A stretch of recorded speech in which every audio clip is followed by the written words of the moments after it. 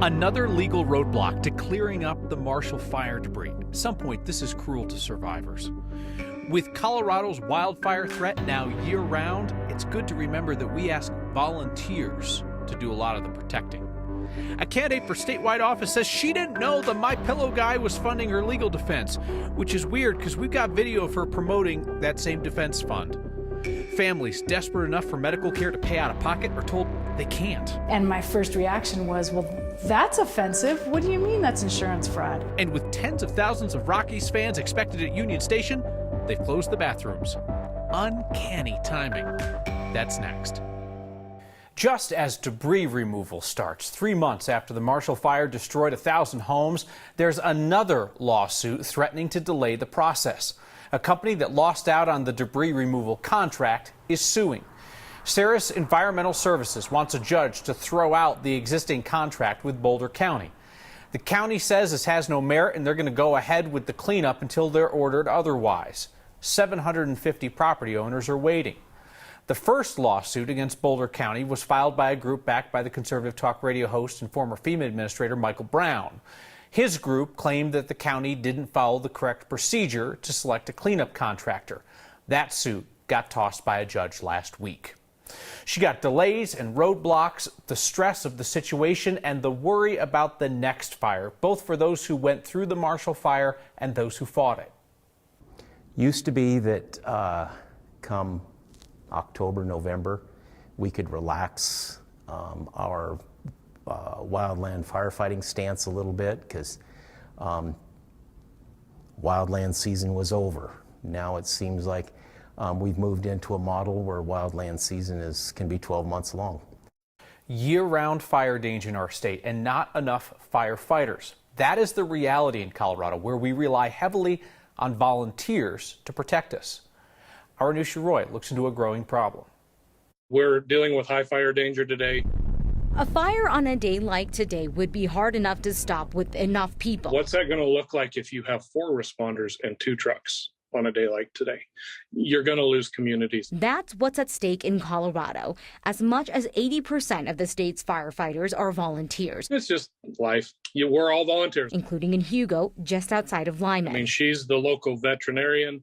Our grocery store owners are on the department. The chief is also a contractor and rancher, and the Hugo volunteers who responded to the Cameron Peak fire all have other jobs. One of them was a maintenance employee for the town of Hugo, and then 3 of them were ranchers. These are volunteers Colorado relies on during an emergency, but retention and recruitment are huge problems, one that's only been getting worse over the last 30 years. That's a complex issue, a very complex issue. Many people in our society want to be volunteers, but don't have that kind of commitment to do even the initial training. A lot of it is busy schedules. People have 2 or 3 jobs.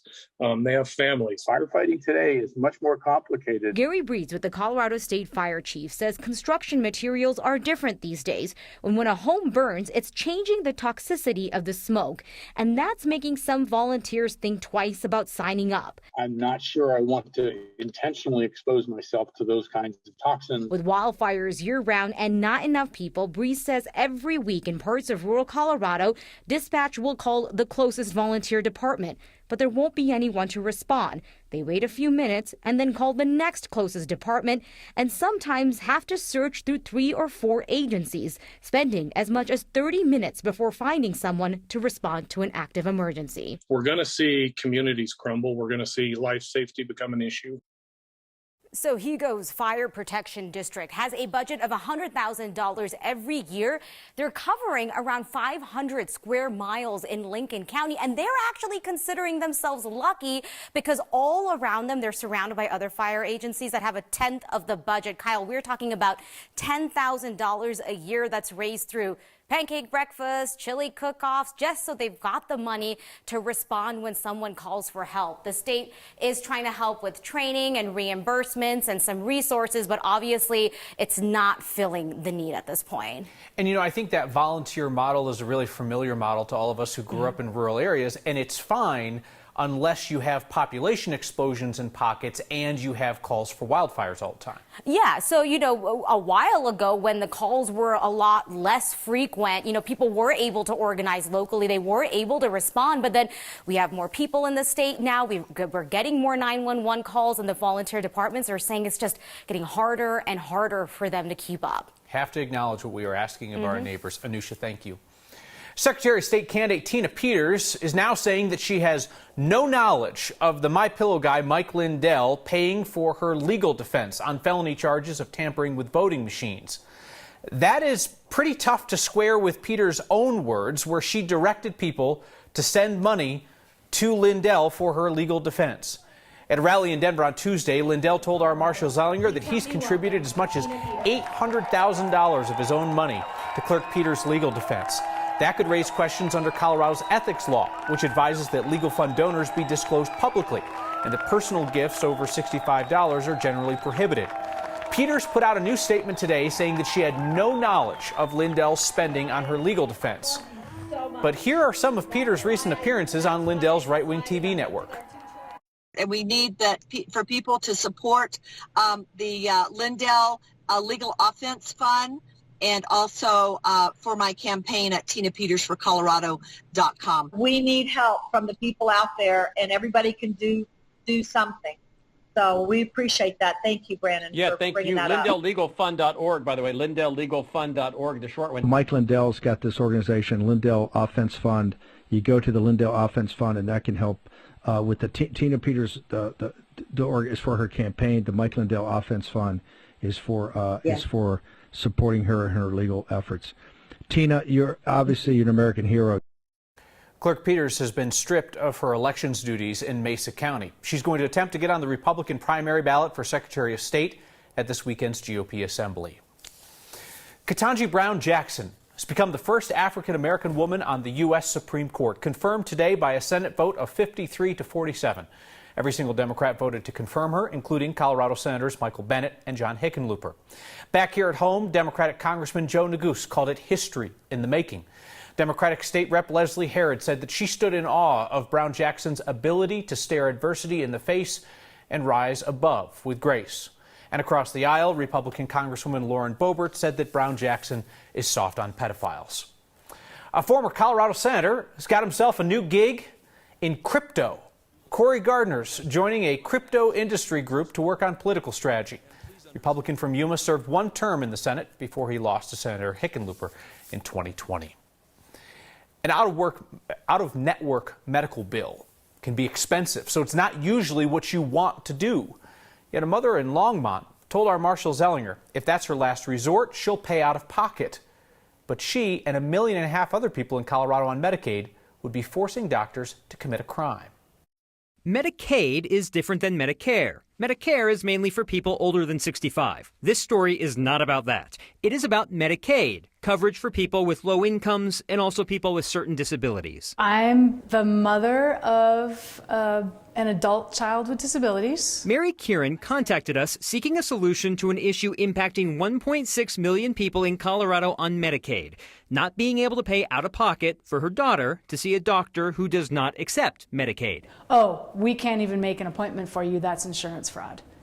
And my first reaction was, well, that's offensive. What do you mean that's insurance fraud? It is actually illegal for that provider to take private pay or out-of-pocket payment from a Medicaid member. Sybil Cummin is a licensed professional counselor in Arvada. She accepts Medicaid. Medicaid members might be searching for a therapist and they may be put on a wait list for 6 months. And then in that 6 months, their mental health will decline, or they just give up and they're not going to seek the services they need. Why is it that someone with private insurance can decide to pay out of pocket, but someone on Medicaid cannot? It was brought about to protect Medicaid members from being taken advantage of by some providers for collecting payments out of pocket. Mark Williams is the spokesman for Colorado's Department of Healthcare Policy and Financing. He said the law goes back to a change the state legislature made in 2006. It's understandable why this may not make sense to people. I don't know how to make a change, but if we don't talk about it, it'll never start. There are two takes here. One, get state lawmakers to look at this restriction. Two, have more Medicaid providers. We've done stories in the last few months about difficulties Medicaid providers have faced nearly having to pay back money for services they provided, or lots of paperwork and admin work to provide Medicaid services. The legislature, Kyle, is currently working on some fixes to make it more simple to be a Medicaid provider, but being a Medicaid provider is not simple. Yeah, that's the thing. I mean, following your reporting over the last couple of months, it seems like a lot of hoops, the idea that they're knocking on people's doors to fix their own billing problems and that kind of thing. More people in that ecosystem means more options for that family. Right, and right now you may have a lot in one realm, but you may have few, like in the case of Mary, she was seeking a dermatologist. So maybe there's not many dermatologists who accept Medicaid, and so you just need to figure out, we need more people in each field. That is wild, though, the idea of just like, no, I want this care, I'll pay for it, stop, that's a crime. That's crazy. Thank you, Marshall. Longtime Rockies fans will notice something missing outside Coors. I saw a big rendering of McGregor, and the sculpture wasn't there. And just as hordes of beer-drinking baseball fans roam Lodo, the bathrooms at Union Station are closed to the public. Try and hold it. That's next.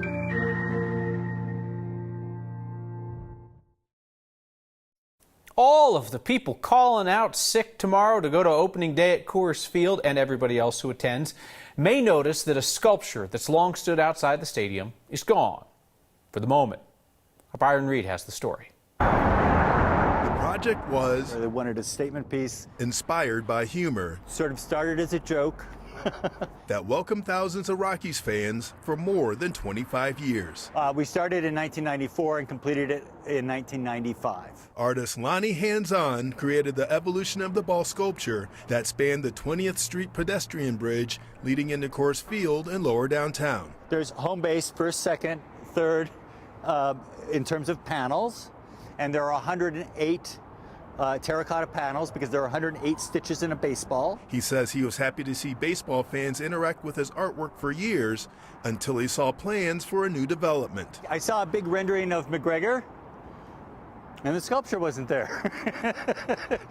And I thought, that's an awfully big object to leave out of a drawing. The sculpture now sits at an off-site location. Then we started the negotiation to save it and get it moved to a proper place. The artist says he was told the structure will be reinstalled later this year. We've been promised that it will be up by December 31st of 2022. Hands-On says he hopes his sculpture will endure for generations. You get a very big audience with public art, and that's a real blessing. And make more baseball fans smile for many years to come. You know, I have to admit it was not an easy process.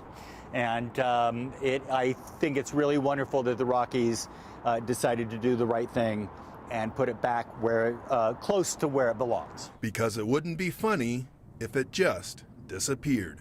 For Next, I'm just looking forward to seeing it back again. I'm Byron Reed.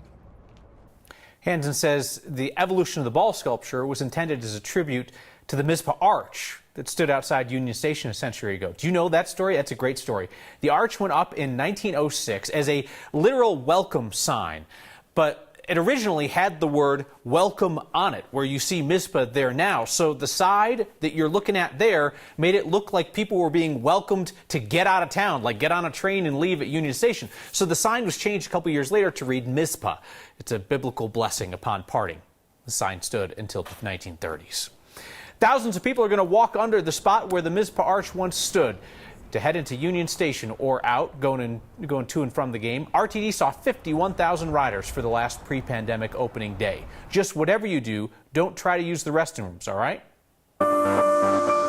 Our next question is about the business of doing your business. Jay noticed there isn't a public restroom opened at Union Station. The place will be filled with tens of thousands of Rockies fans. So, Jay, RTD's been dealing with some very public drug use and crime issues at Union Station, and they told us the restrooms to the bus concourse have been closed while they're being redesigned. They apologize for the inconvenience. So tell that to your bladder.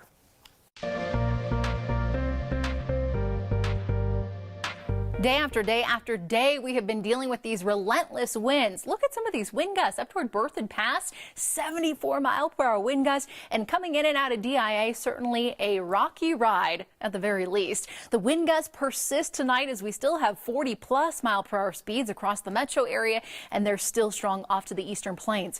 Are you ready for some good news? They finally weaken late tonight into early tomorrow morning. This ridge of high pressure sneaks back into Colorado. That keeps us dry, and it really should be a beautiful day for opening day for the Rockies. Enjoy the sunshine. The highs right there at first pitch in the mid-60s. It should be a warm one as we kick off the weekend. 76 on Saturday. Right now I'm tracking the possibility of rain and snow next week. We are very honored as a community to have a place of memory for the Armenian Genocide on Capitol grounds. A solemn remembrance, vandalized. This man has come quite a way to fix it. I am cleaning this artwork. That's next.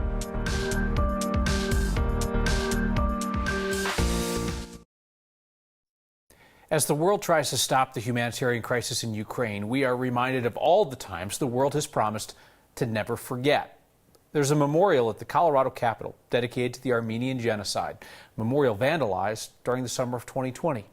This week, an artist came in from California to restore it.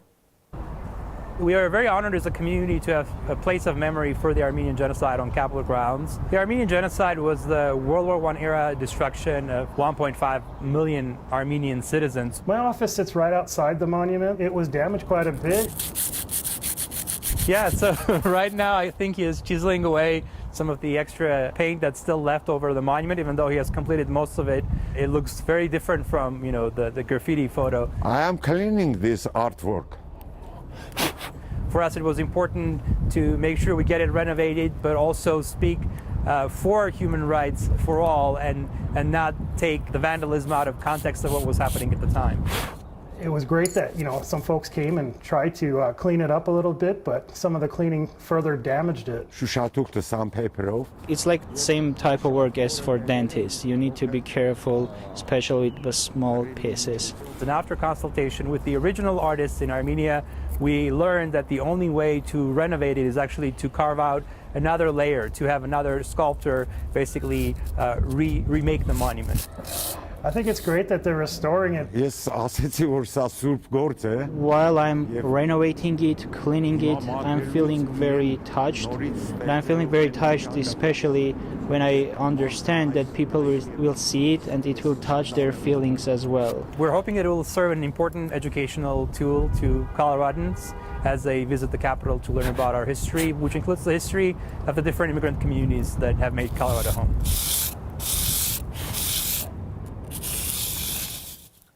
A look through the lens of our photojournalist Corky Scholl at some incredibly painstaking work that we're told finished up this evening. Shipment of medical supplies left Colorado bound for Ukraine today. If you haven't been told already, thank you. That and your feedback next. Shipment of medical supplies left Colorado today, headed for Ukraine, thanks in part to your overwhelming generosity for the nonprofit Project Cure. These pallets packed up at a warehouse in Centennial will next be taken to Los Angeles, where Polish Airlines will fly them to Warsaw, and then they'll be trucked into Ukraine, where Project Cure still has contacts able to get humanitarian aid over the border. As soon as this war started, we started getting calls from our friends saying, we really need some help. So it wasn't that we had to think about it. I mean, we were going to do this regardless.